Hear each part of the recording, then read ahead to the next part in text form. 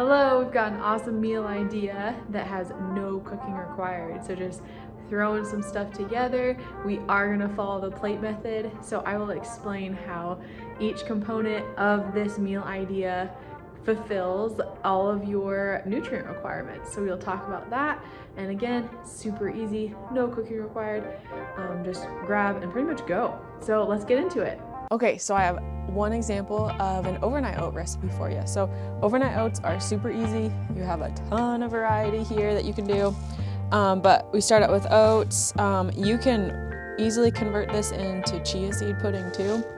Okay, so I don't really like to measure too much, honestly. I'm just putting what's in here about so it's less than the size of my fist. So you know you're getting a half cup or less if you do about half the size of your fist or so.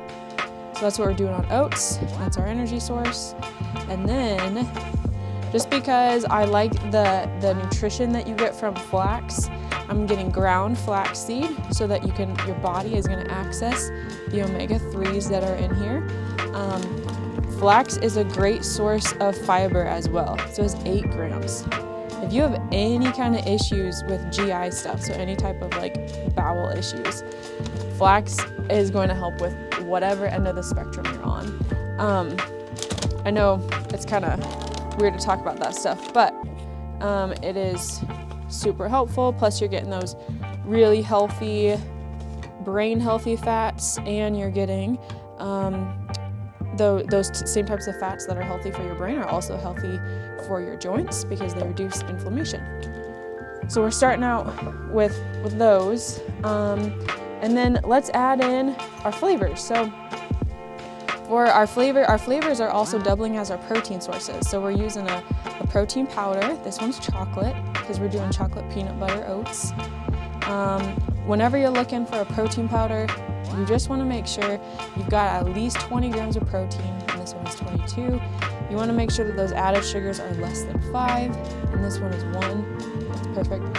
Fat, we want to be somewhere around 5 grams or so in fat, and this one's at 6, so I would say that's okay. And then our other flavor source and protein source is going to be peanut butter. Okay, so let me get that one in there. It's a big scoop. Okay, peanut butter. I like to use the natural version. You don't have to. Something with the natural version, if you flip it over, you're gonna notice that they don't add sugar to it. You'll also notice that in the ingredients, it's just peanuts and oil, okay? Whenever you're doing I guess not regular, but more common type of peanut butter, they do add sugar, and they also add hydrogenated oils, which that's a whole lot different than the type of oil that's in flaxseed. It is inflammatory. It's not too good for you. So in moderation, it's totally fine to just do those, the more common types of peanut butter like Jiffy or whatever.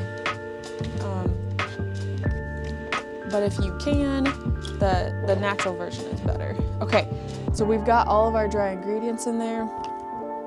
Whenever you're adding in your liquid, you just want to get it so that it covers everything. So once you stir it, you want to make sure that the liquid is still kind of over everything, that you're not having really, really thick mixture.